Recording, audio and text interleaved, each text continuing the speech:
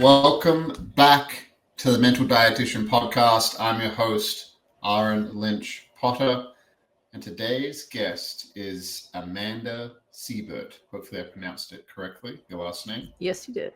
Awesome. So Amanda is a preparation and psychedelic integration coach. She's an author. She's written 2 books, The Little Book of Cannabis and Psyched. And she's also a fellow Jiu Jitsu practitioner, which we'll get into. She had a little bit of a issue recently around that. You broke your ankle in competition. Yep. Yeah, I feel like it's sort of like we'll get into it, I guess. Yeah. We'll totally get into it. There's so many different directions we can go. Thank you for being here. I'm excited to have a conversation. But yeah, we kind of have to start with the broken ankle. Tell us about that. What's going on? Well, first, thanks for having me. And it is so cool to be in conversation with somebody who, like, I have all of these things in common with. It's not very common. So love that. To answer your question about my broken ankle. So on March 22nd, about 2 weeks ago, just over, I was in a local competition here in, I guess, Burnaby. And last match, tried to dog it out, heard a snap while getting taken down. I kind of rolled over my ankle a little weird.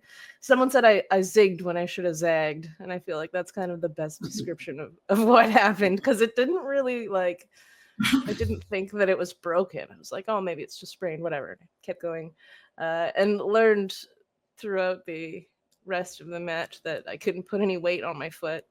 So made it to the end of the match, podiumed with a silver medal, but unfortunately broke the crap out of my ankle, I guess. As much as you want, go for it. So I broke the shit out of my ankle. Yeah, I broke it in 2 places. Went home from the competition thinking like, oh, it's sprained, whatever, and woke up with like a melon on my foot. Got an X-ray, and yeah, now I have I'm about a week post-op. I got a plate and 2 screws in my foot. So shit. You know, we're on the mend. It's like I feel like it's sort of something that everybody who does this sport sort of has to go through at some point in their journey. And if you haven't, you're very lucky. Like, my partner is a black belt and he's never had any sort of like injury that took him out for months. So yeah, here we are, but it's all right. It could be worse. I'm lucky that like my training partners are so good to me. Like, they come and help me out like once or twice a week. You know, take my dog out for me, cook lunch. I like go and hang out when I can. So just trying to like not spiral. Yeah. Yeah, not be like, holy shit, I can't move. Mm-hmm. Yeah, that, especially you're also a personal trainer too. So you help people with their health and fitness. Yeah. You help people holistically by the look of it with your website. You help people on the inner world and on the outer world. So you know the importance of health and fitness, and not being able to do that at the moment must be bringing up all kinds of stuff. What has it been bringing up so far for you? Well, it has definitely been very challenging, I'll say, as someone who's like constantly moving. I would say that this is kind of funny. I don't know. The first thing that I ran into was like realizing like, oh, damn, I'm not doing any movement. Like, I can't eat the same way that I've been eating as a person who's training all the time, lifting pretty regularly. So that was an adjustment, going from like moving all day long to being completely sedentary. But you know, I have some dumbbells and a kettlebell, and I'm trying to do what I can here and there to keep that up. Obviously, no, I'm dealing with like, whoa, one of my legs is doing a lot of work and the other leg is not doing any work, and that's a little weird. But I'm kind of trying to look at I'm trying to look at it as an opportunity, because as a personal trainer, you deal with people who have injuries all the time. And so now I'm going to have this firsthand experience of going through an injury, having to rehab it, surgery, all of these things that are completely new to me. I'd never, had general anesthesia before. I'd never had surgery before. So now I'm like, okay, these are some things that like, now I have this experience, and hopefully it will, provide me with some wisdom that I can, use for other people as well. Yeah. Yeah, like you can only meet somebody as deep as you've met yourself, and if you've never It's had so true. surgery, if you've never had surgery, big injuries like this, it's going to be like, shit. Yeah, I've never hurt myself with jiu-jitsu yet. Thank God. Thank God. I knocked on wood for you. My friend Christian, I was filming his match when he got his fib and tib snapped. Oh, Yeah. I saw that video and I was like very alarmed at how loud that was. It's funny, when I broke my ankle, I heard it in my head, and I didn't watch the actual video with the sound on until like 3 days ago. And you could hear it like snap. I don't know, it's pretty loud. So yeah, I imagine that must have been wild watching Christian's ankle. Yeah, it was leg. It was actually near his knee. So it was about God. 2 or 3 inches down from his knee, and it was like a spiral fracture. It was, yeah, like the sound of it was so horrible, and yeah, he just didn't tap to a heel hook, and the guy had perfect braking mechanics and just snapped his shit, and it was crazy. Damn. But very yeah, scary. we're not giving jiu-jitsu the best rap so far, but apart from that, it's amazing. It's great for your mental health. 100%. If it wasn't for jiu-jitsu, I would have never become a personal trainer. I would have never overhauled my career. Yeah, I mean, like, learning about the body and understanding, like, at a visceral level, like, that's sitting down all day. It's just so horrible for every bodily function that, I just got to this point where I was like, I can't just write about this and tell other people about it and not actually like live this authentically. So I decided to move away from that kind of career. So I don't know. Now it's just sort of like, if I hadn't done that really uncomfortable thing of starting this martial art, where the first gym I ever trained at was a lot of really large men. Like probably I would say most of the gym was people over like 185, closer to 200. I was like 125 pounds, and so it was really challenging. It was just like a year and a half of like being underneath people, so to speak.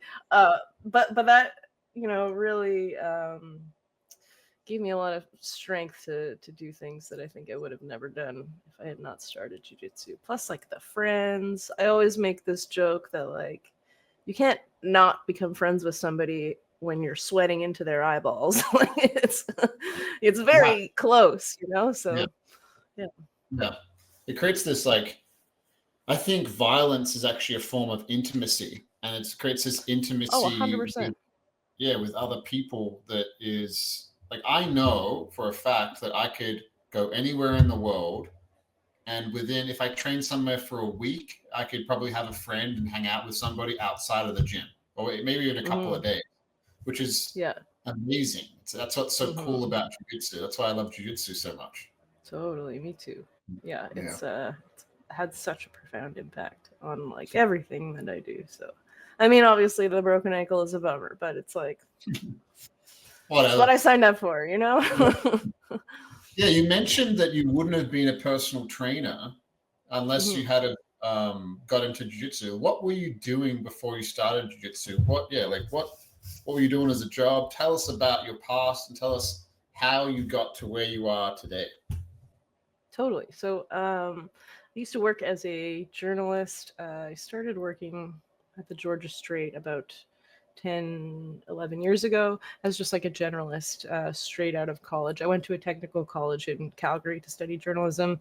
And yeah, I just really enjoyed doing that. And over the course of time, I started writing more and more articles about cannabis. This was around the time that cannabis was about to be legalized. It was a very big topic of conversation. Everybody was very interested in, like, is it good for you? Is it bad for you? What are the effects of these different strains? What's going to happen when it's legalized? Will the sky fall? And so, being like at the front of that was really, really an interesting time in my life. And because I sort of had honed in on that subject, I was offered a job as the a cannabis editor, which I think is a ridiculous title, but I was like, I'm going to take it and run with it. And so I spent a few years of my career really just writing about weed, which is like, if you would have told me when I was in high school, like that I was going to do that, I would have been like, no way, that's right.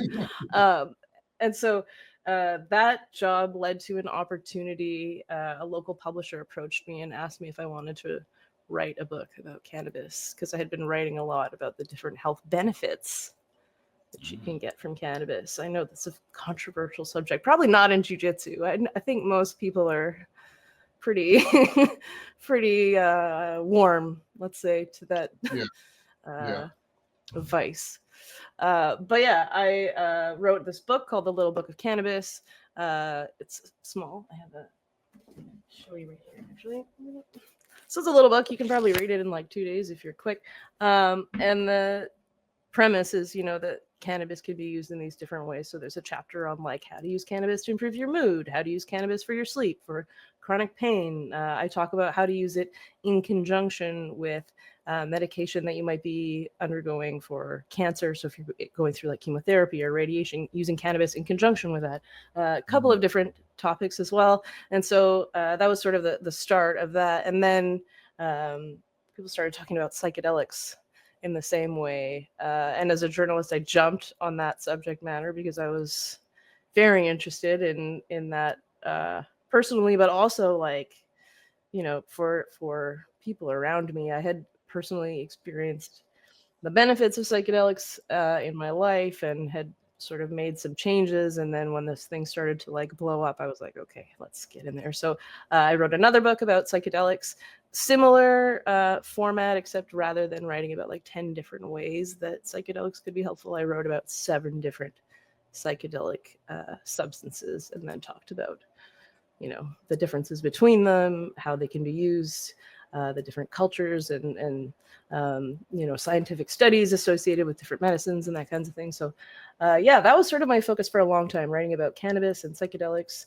I went to a lot of different conferences and moderated conversations with people that like I never thought I would ever come into contact with, people who are, really renowned in the space. And I feel like I had a really like, it was a decade long, but a really like fun, robust career.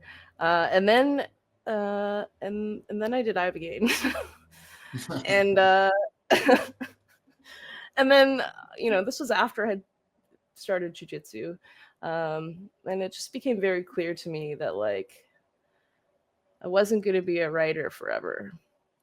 And this was a few months before my second book was going to come out. So I had to go through the process of like promoting the book, still working and being in that space while I was like planning the next phase of my life. So it's been about a year since I have fully made that transition. And it's very different to be like at the bottom, to be completely new at something. It's, you have this like, I think a lot of people have this idea, especially now because of like social media and all of these different things that, you start something new. Well, you should be an overnight success. And why aren't you making all this money? And why don't you have all these clients yet? And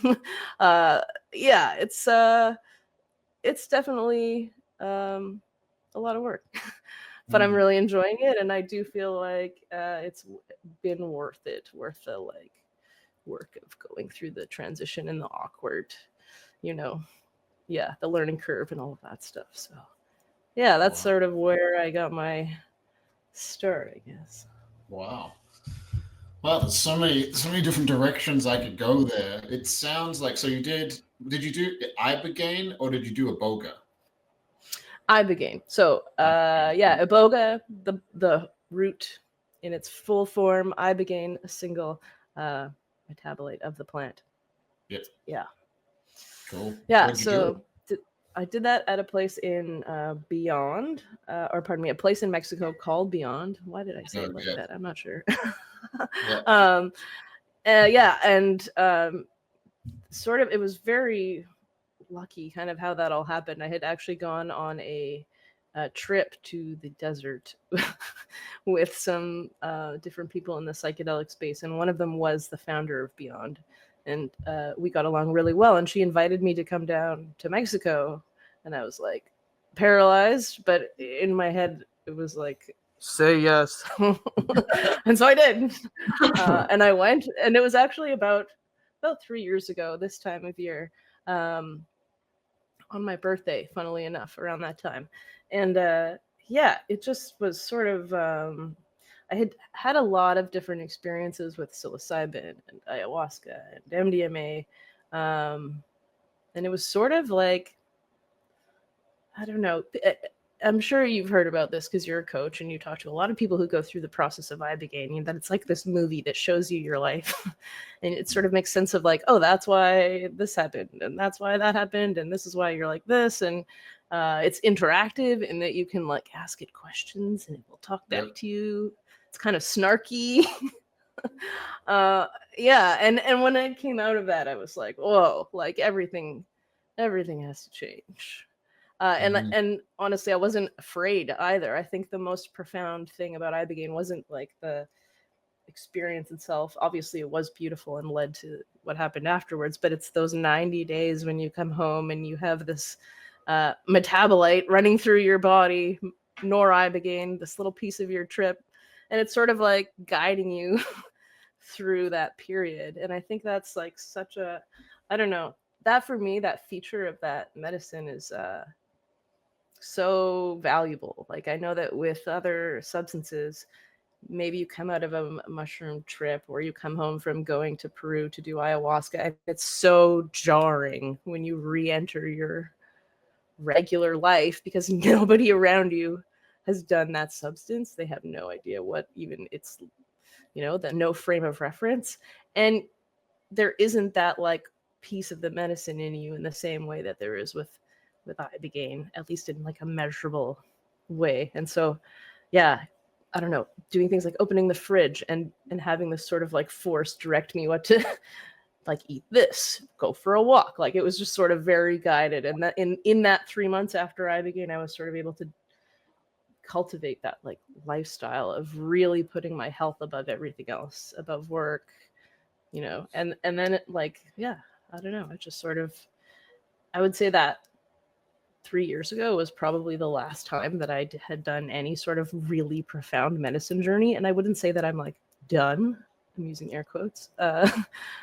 But I do feel like much less compelled to like deal with my stuff. Also air quotes. With medicine, I feel like much more equipped to just like, okay, I'm going to sit in the corner and breathe. Okay, I need to go for a walk. Okay, I'm going to work out. And I just get that same like satisfaction, that dopamine, all of those wonderful chemicals and hormones without drugs. It's great. Yeah. You don't need psychedelics. That's where it's so funny you say that. Obviously, I have no idea how your experience was. It sounds amazing. It sounds like it has similar echoes to my ayahuasca experience in the sense that it basically showed me that, hey, like you're a snake eating its own tail. You don't need to continue coming back and doing these things. There's nothing wrong with you. Go do whatever you want. Wow. Here's how you move forward. And let your nervous system be the guide of how to do that. But you don't need anything outside of you. That's actually the great paradox that causes most of human suffering. And I mean, we can go deep because you probably go deep all the time, but it's rooted, that perspective is rooted in everything. I call it the great psychological pandemic of humanity. And what it is not enough. It's not enoughness. It's like, I need something outside of me to heal something inside of me. And that actually, if you look at it, so you look at the Bible, for example, the very first sin, which is the original sin, which people don't really look at it this way, but I read the book Ishmael. I don't know if you've read that book by Daniel Quinn. I haven't, but I've heard about it. Fuck, you want read that I'll book put it on if the you read list. it. It is wild. But it talks about that the original sin is not what people think it is. It's actually like not enoughness. Because what a human being is in the Garden of Eden, everything's perfect. And it's like, I want to be more than what I am. So I'm not allowed to eat that apple. I want to be more than what I am. I want to be a god. And that's what causes all of human suffering, which is us wanting to be more than what we are because we think we're not enough with how we are. And that's what psychedelics can wake you up to, which is absolutely. I just smiled because it's like, hey, you don't need to do any of these things. You can go for a walk. You can hang out with your partner. You can have great sex. You can go exercise. You can go to Jiu Jitsu. It's like you don't need anything outside of you. Totally. Yeah. I don't know if that is similar to your experience, but that's, yeah. Oh, totally. This idea of like worthiness was something that I talked about a lot with Tom. Talia and Tom are the founders of Beyond End. And we talked a lot about the sense of unworthiness and what it means to like shed that, you know. Yeah. So I would say like same theme, just different words, you know, like, yeah, the not enoughness. And I really like the way you described that original sin. I think that's such a powerful way to put it, because it is like, you know, I want more. I need more. Give me more. And that's really like a pit that is so easy to fall into when everything is like available, so easily available, and comfort is like a click away. You know, you don't have to, like, if you don't want to get off of your couch, you don't have to. Like, and so I think you know, falling into that feeling of like unworthiness and like I want more, and the not enoughness is, it's just like, it's as you described it. Say that again. The phrase, the something pandemic of our time. I call it the great psychological pandemic of humans. It's like because think about this, right? All marketing on planet Earth is predicated on that very thing, but it's so subconscious that people don't understand. It's like, if you have this iPhone, if you have this thing, that thing, then you'll be enough. Amanda, if you live in this place, if you make this amount of money, if you have this many clients, if you have this kind of boyfriend, if you have a purple belt, a brown belt, a black belt.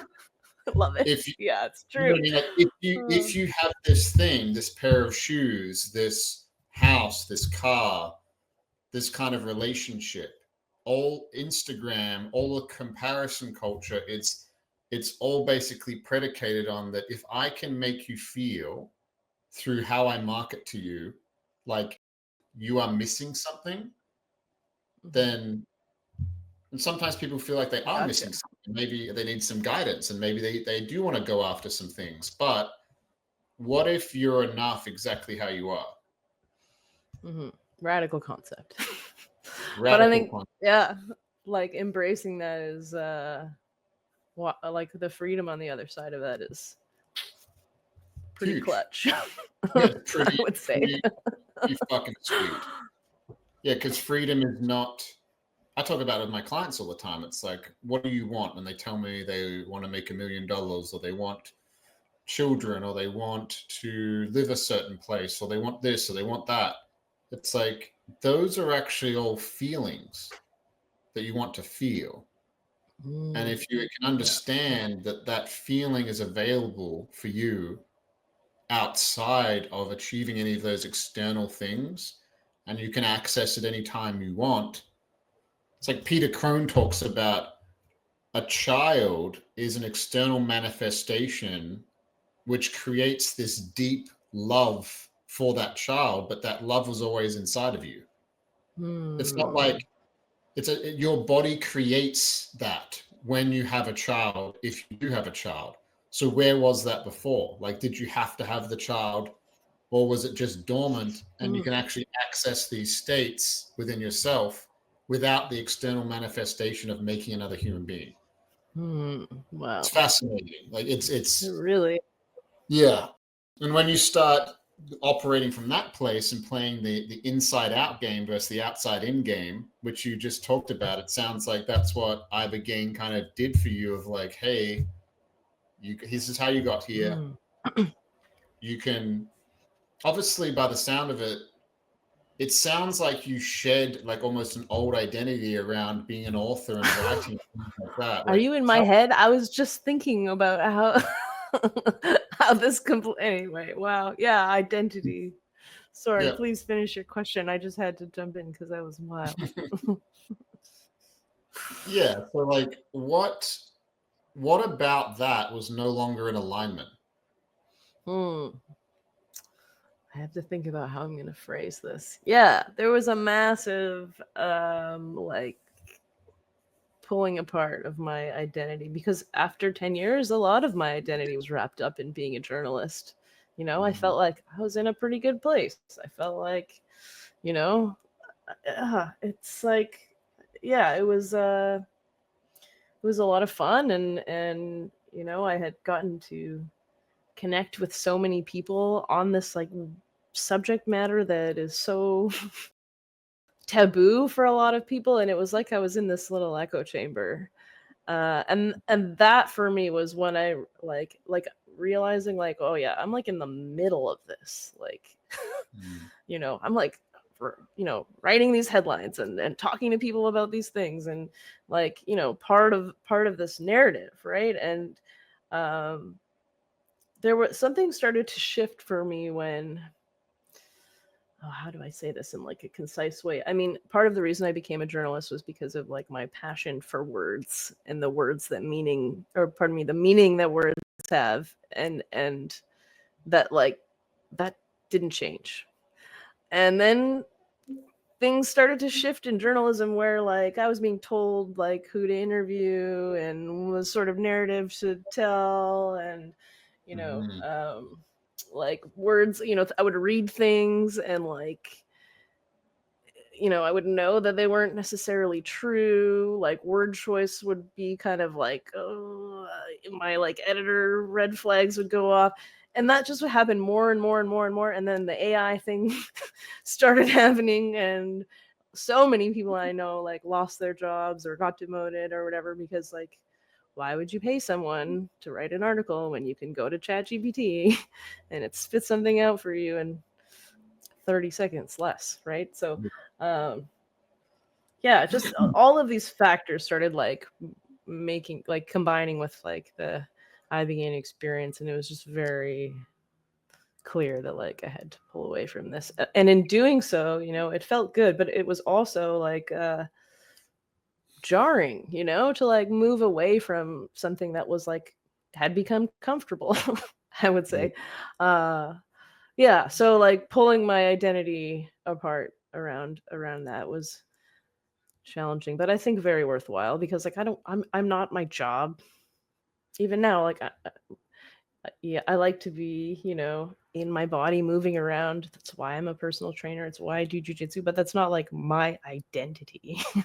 So yeah, that's been an interesting game, sort of like looking back and reflecting on like what these things meant at the time and what they mean now. And I think, you know, in the grand scheme of things, like I would say I care a lot less today about like how I show up online and all of these things than I did as a journalist, because there was so much I had to do to get people to like read my stuff. I was always talking about my work. And now I don't have to talk about my work at all. And it is so like freeing to just, yeah, like not be tied up in that like echo chamber anymore. I can just like say what I want about the industry and not worry that like some CEO is gonna come chasing me down, or it's good to be free of that, I would say. Wow. Yeah, it sounds like you started not having the freedom that you used to have, and then there was almost controlled narratives that you were like, I don't want to, hey, we don't, just change that. You're like, but that's not true for me. It sounds like Yeah. that. Then the AI, it's like this perfect kind of storm in the Ibogaine experience. Yeah, so many people suffer. I mean, what does Buddhism talk about? Buddhism talks about the non-attachment, like not attaching yourself to things. And the more you attach yourself to things, the more you suffer. It's very difficult. though. It's difficult. It's not easy. Oh, it's so hard. Yeah. Yeah. I was very attached to the job. But Yeah, like you have like, so many skills you got from that too. That's what's so beautiful about that. All the skills you got about communicating, how to communicate. Mm-hmm. I'm sure it's helped you in personal training by communicating concepts and ideas so that people understand. Oh, yeah. Yeah. Absolutely. Yeah. I mean, that's so much of being a journalist is like taking something that's complicated, like a study or,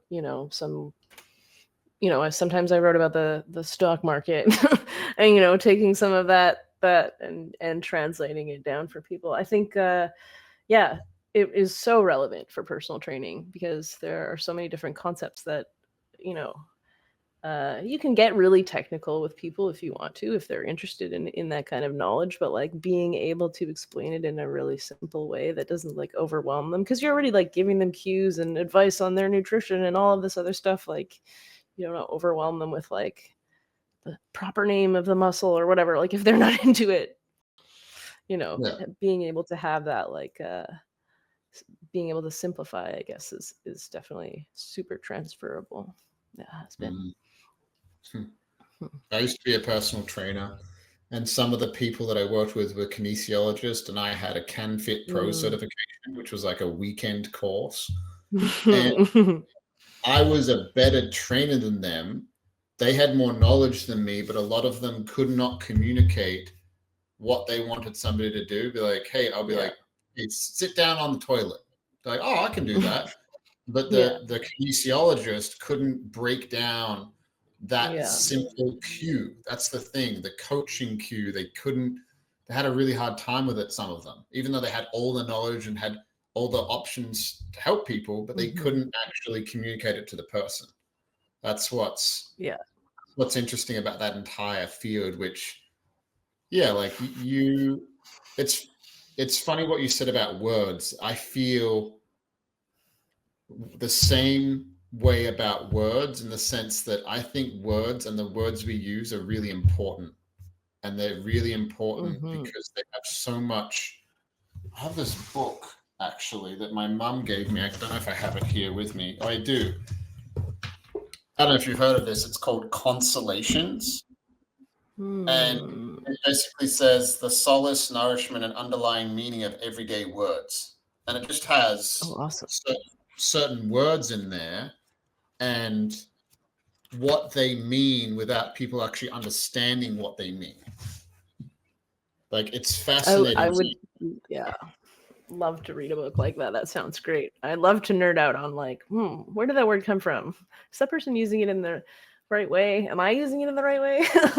Yeah, it's just it's so fascinating that the words we use and how people don't understand what they mean or what they're saying. Like this one's like the word alone.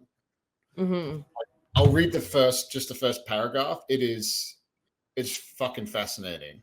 And it says, alone is a word that stands by itself, carrying the austere, solitary beauty of its own meaning, even if it is spoken. So even as it is spoken to another, it is a word that can be felt at the same time as an invitation to depth and an imminent threat, as in all alone, with its returned echo of abandonment. So a lot of people think, but alone, like I was alone. I've worked with a lot of clients that are going through some kind of transformational experience. They use the word alone. What they're actually saying is abandoned. I was all alone. It's like, oh shit. Yeah, like, and that, I don't know. I'm not going to read the entire thing because it's like 5-6 pages. But yeah, it's like, there's so many words that we use that we don't understand, like the subconscious connotations and what we're actually saying to people without understanding consciously what we're saying to people. Yeah. That's why words are so fascinating. Wow. They totally are. Yeah. And the way people choose to use them and the way people change them. Like, what's the difference between misinformation and disinformation? Why do we need those? Why do we need two? I don't know. I'm like nitpicking. We could go down a rabbit hole here, and I'm sure that like somebody has a really good reason for that differentiation, but I don't know, it just sort of leads to like, well, wait a minute, like that the confusion that it causes is the issue for me, because most people will be like, Yeah. oh, it just means the same thing. Like, Anyway, no, yeah. especially if it's used to manipulate or coerce, which like fuck, most journalism that I've seen like is literally just propaganda. Like it's fucking Mhm. insane. Like you read a Yeah. article, they'll use like devastation or like these really like extreme words, which is like it's like that's not devastation. It's Mm, somebody's yeah. opinion. It's to do with like Pierre Polyev or Justin Trudeau, and they use these like really crazy words. And I swear it's getting worse. It's like Oh, it is. it's Yeah, it's like I would fear agree. mongering. It's so much fear Totally. mongering because if you can get people afraid, you can control them because they're stupid. Yeah, I mean, I remember being in journalism school and being told that like your headline should be as simple and as clear as possible. So there shouldn't be any sort of like opinion, any sort of emotional words. If you're talking about a death, say that someone died. If someone was killed, say that someone was killed. We don't need like what, like, sometimes you see words like massacred or like Yeah, yeah. It's like and that's the sort of emotional stuff that we were told not to do. And wow. it's becoming more and more common, and I think like, I don't know, I think people forget that like in the beginning of Justin Trudeau's, like, I think it was in 2015. He, gave a lot of money to different media platforms, not just the CBC, obviously, but Global and CTV and all these different entities. And so, like, I started to realize the like other side of that during COVID, when like every headline was like just a carbon copy of the other headline. And so, yeah, I mean, I'm not here to go down any sort of rabbit holes, but like having been inside of it, it's not really debatable for me that like the way journalism is being done has completely changed in 10 years. Yeah, Wow. it's very different. It's very different from what it used to be. Like when I went to school, which was like 2013, 2014. Yeah, I did a 2-year program at SAIT. And at that time, journalism was like already like, some people were like, do you really want to go to journalism school? Like, is that a good idea? I was like, nah, I got to do it. Don't regret it. It was great. But at that time, my professors were like, you need to be able to shoot video and take photos and write. Otherwise, nobody will hire you. Like Jesus. putting the fear of God into us about like being able to get a job after school. So like I learned how to do all of those things pretty well. And yeah, and like now, you know, everything is just like a Zoom interview, and then you just type it up on your computer, or you ask ChatGPT to rearrange the interview for you or whatever. It used to be this process of like setting it up with people, going out to meet them, taking their photo, shooting some video, whatever it is they're doing, and then having like a really engaging in-person conversation, or on the phone if they were really busy. And now it's just become so impersonal that I'm like, I don't really want to do this anymore. Like, I think that's just so common. It's not like it used to be, where it was like a way to really get to know people and understand, like, you know, how parts of the community worked and things like that. And now it's like very impersonal, I would say. Hmm. Yeah, it's such a shame. Like, it's like the whole world is just caught up in being faster and more efficient. But we lose like the humanity of it. You lose the soul of it, and that's the problem. It's Hmm. like we need to Yeah. slow down, but we're so busy going so fast that we can't see the direction that we're going. It's Hmm. not good. Not good. Yeah. Yeah. What are you what are you excited about at the moment? Obviously the broken ankle is putting a little caveat on things. But what are you excited about since you've kind of left personal training? Sorry, since you've left journalism and moved into personal training, like what are you looking for like a year down the road, 2 years down the road? What are you excited about? Ooh, That's a really good question. What I am really excited about right now, obviously building my business as a personal trainer and just trying to get in touch with more clients who, yeah, want to experience like a profound change by dedicating more time to themselves and just like moving more regularly. Um, that and also my partner and I run a small business. So over last summer, we built a sauna trailer. So we bought like a cargo trailer that was pre-built, and then we built a sauna inside of that. And we run a small business called Rolling Mobile Saunas. So right now we have it parked outside of the gym we train at, Vandal in Richmond. 2 nights a week we run it, and people can come in after training. We've got like a cold shower built into it, so they don't get all like sweaty and then get in the sauna. They are supposed to rinse off first. But yeah, it's great. We really enjoy it. We decided to build it because we were going to the local community center to sauna once a week, like just for recovery purposes. And every time we went there, it was full of people who did MMA and Jiu Jitsu. We'd see like 3 people from the gym minimum every time, and it was like, how do we get in on this? So my partner did all of the research, like just over probably the course of a year. And then designed it, and I helped him build it. I was basically just there to give him hammer and drill and nails when he needed them or whatever. But yeah, it was quite an intensive process. So looking forward to building that up. We've got like a couple of local events coming up. We try to cater to the jiu-jitsu community, but we also do like rentals and that kind of thing. So Very cool. Pretty excited about that. I think becoming like an entrepreneur with my romantic partner, no less, has been probably one of the more challenging things I've done in the last 5 years. But I would say that it's been so worth it. Like, one, for the growth in my relationship, because damn, like it's when you like start a business with somebody that you're close with, obviously, you run into like challenges, but we've been able to sort of like really lock in, as they say, as a result of starting this business together. So that's been good. Yeah, but it's really changed my perspective on so many things, like being an entrepreneur, understanding how business works, understanding all of the red tape and limitations that exist, especially as a business owner in Canada. Yeah, it's been interesting. What kind of red tape are you talking about? Give us an example? Sure. So, for one, mobile saunas aren't really like, it's not really like an industry. There's no like, when I go to apply for a business license, there's no like category I can check off that's like this one.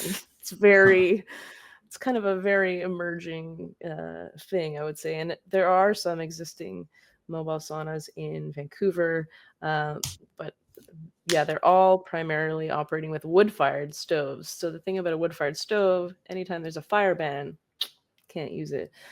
Wood-fired stoves are also, there's no way to like certify like this is safe. There's not like any sort of like regulatory body.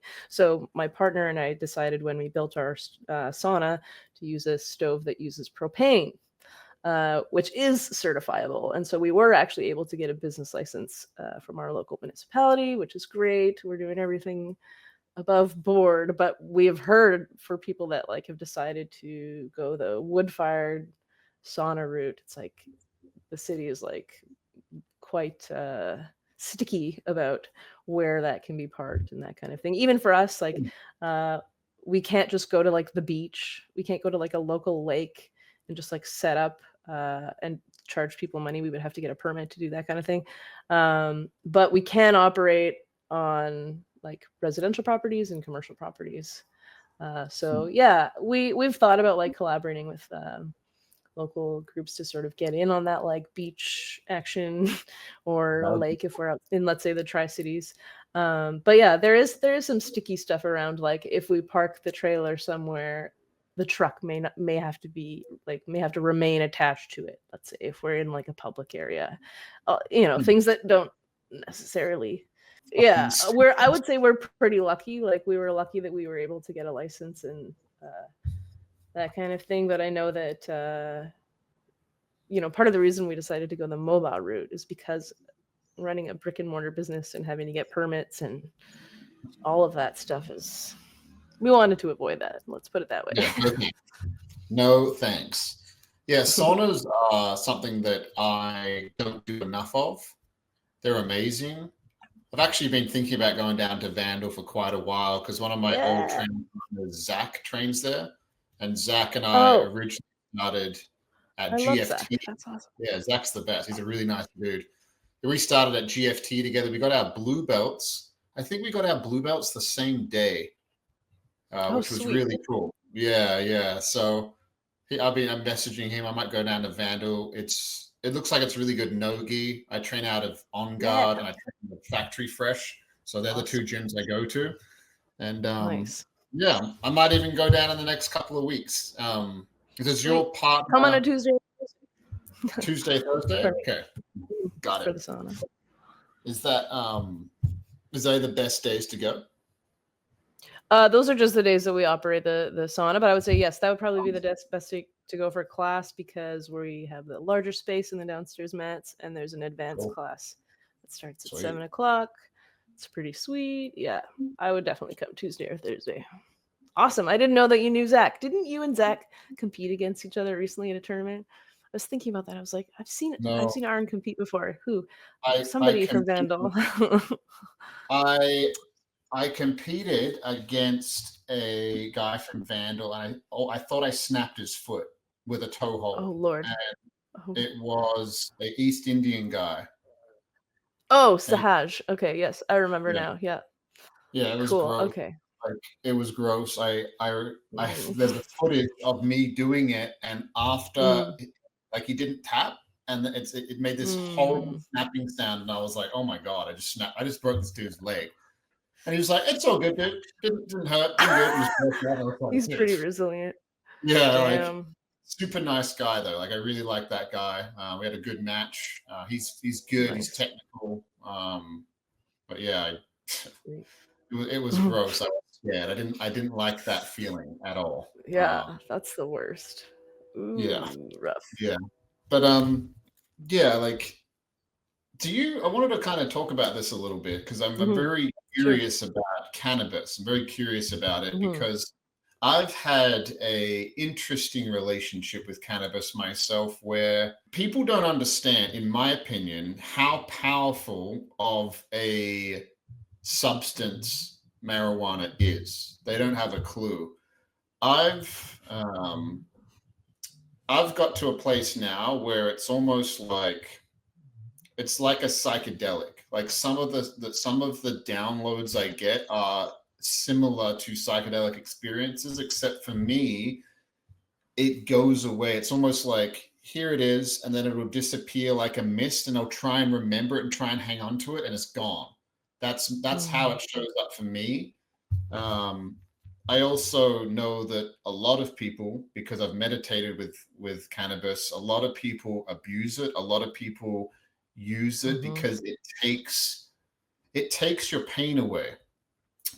I also made the massive mistake, massive mistake of a week after I sat with ayahuasca for the first time, I was smoking marijuana. Terrible idea. I basically went on a 5-month smoking marijuana after a week after ayahuasca. I then stopped and I had psychosis. I had an entity attached to me, which is the scariest thing I've ever gone through in my entire life. It was no fucking joke. So anytime somebody is integrating from ayahuasca specifically, I tell them not to go anywhere near marijuana. It's a bad one I read an article once that said it's kind of like listening to Jesus and Buddha at the same time. Like they're both very powerful, but one is communicating to you differently than the other.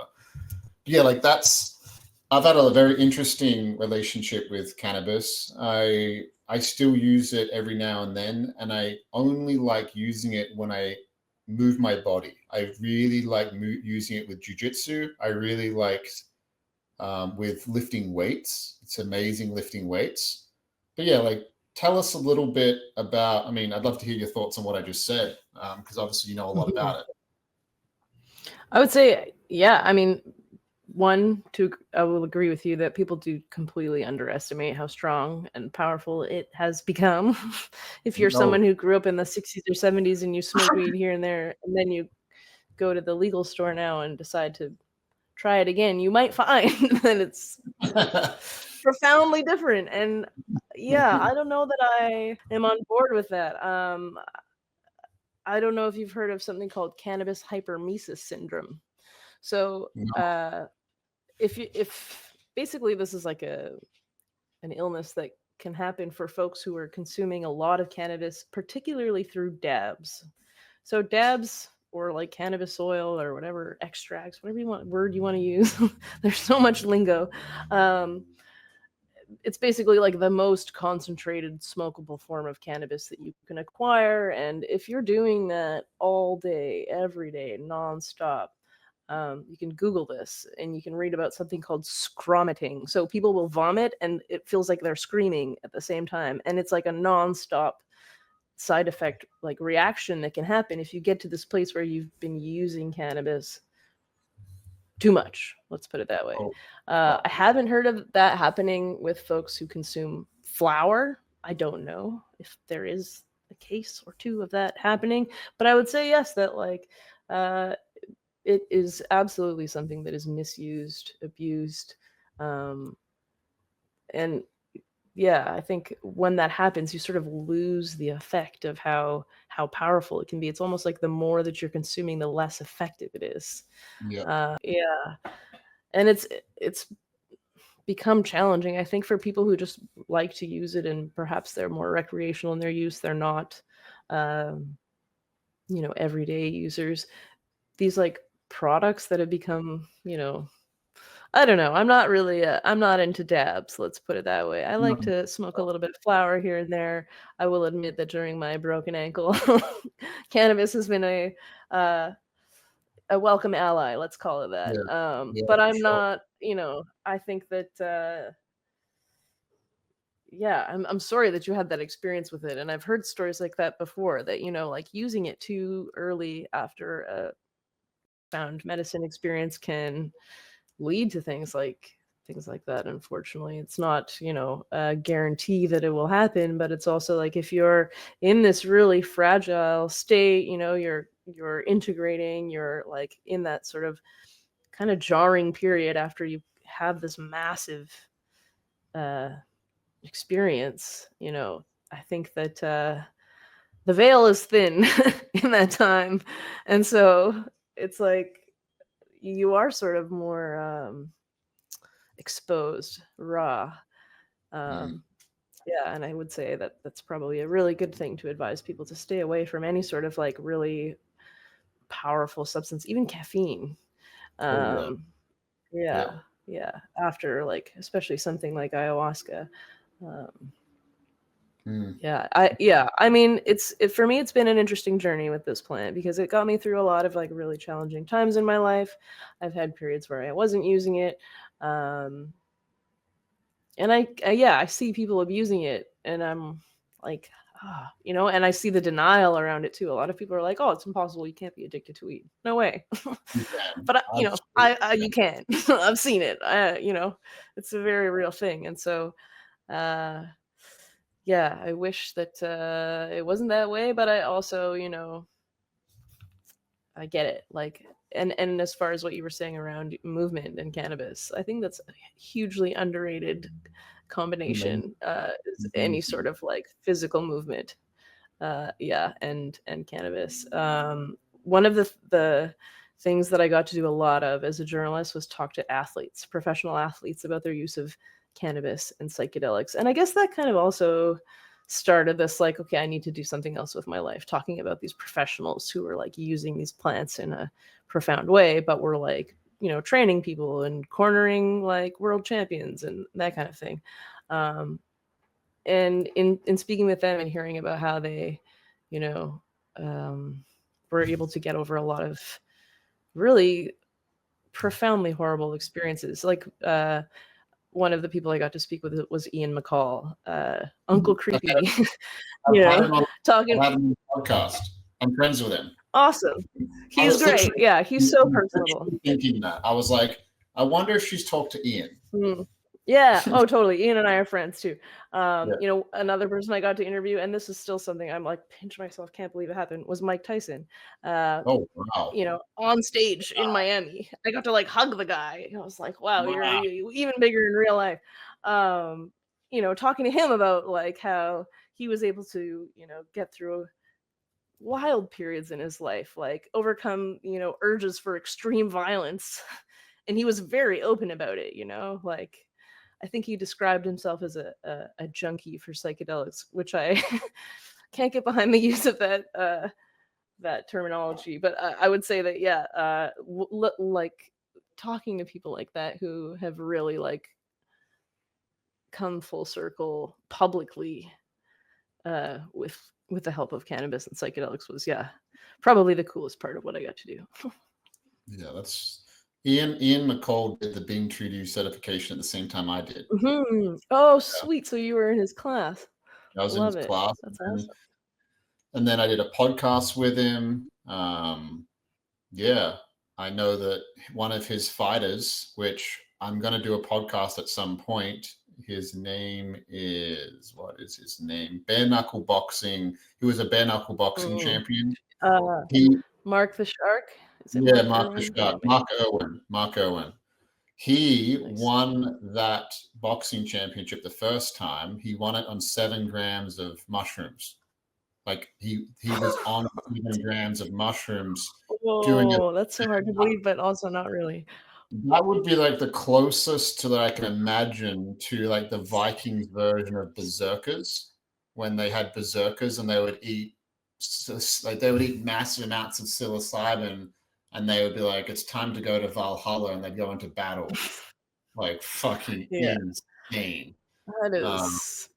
I mean, I've heard of people microdosing to do a fight, but 7 grams is like, I'm stunned. I've done probably about that, and like looking at people, they look like flowery. They look like their face flowery and petally, and they fall apart and reconstruct. And I'm like, I can't imagine fighting. But yeah, Ian told me that he worked with the guy Mark Owen, Mark the Shark Owen, and so they're powerful things, but they're not, like you said before, it's like you can just sit in the corner and breathe, and you can like go for a walk. And I think psychedelics just show you what is possible for you. And a lot of people get stuck going back to them all the time. You're like, oh, I need another journey. I need another journey. I need to be reminded. Yeah. It's like, totally. Or like, oh, I need to make this big decision in my life. I'm going to ask the medicine what to do.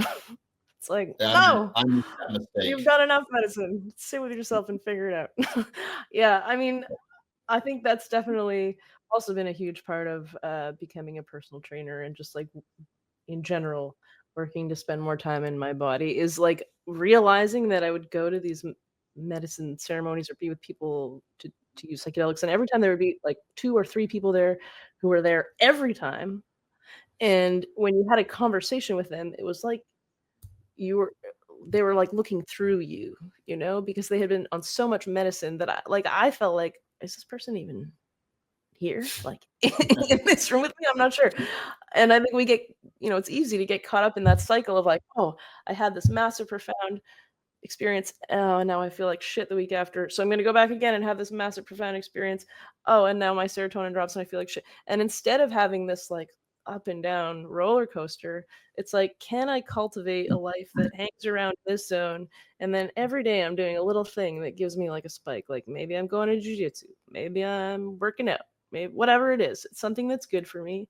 And it's going to give me that little boost without having to, go and sit with a very powerful substance for 6 to 8 to 12 hours, depending on what that substance is. Yeah, it's like, I'm thinking about this saying. I'll pull it up. It's literally, it's a Zen saying, and it says, before enlightenment, chop wood, carry water. after enlightenment, chop wood, carry water. Like Yeah. that is how it should be. Of like, Mm-hmm.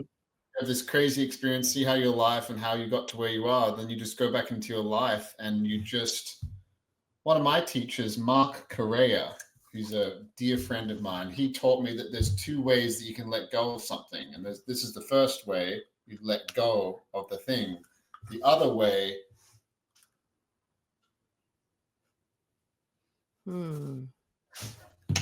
is you don't have to burn Offer it your up. shit to the ground.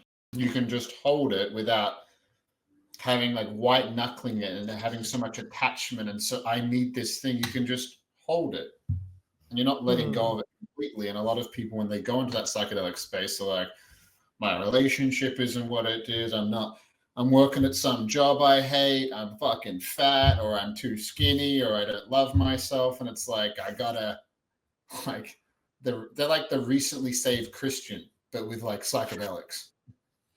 Like, Totally. you gotta do it, Amanda. Like, you have to. Yeah, it's like after everyone's first experience, it's like they have to tell everybody about how amazing it is. And I'm not, I understand. I've been there. I've been that person.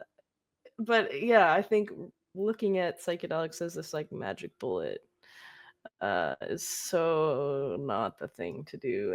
And what that does also is like talking about psychedelics as if they are this magic bullet. It really sets people up for disappointment if they have been Yeah. through a lot of shit and then maybe they've tried 3 or 4 different things and nothing seems to be moving the needle.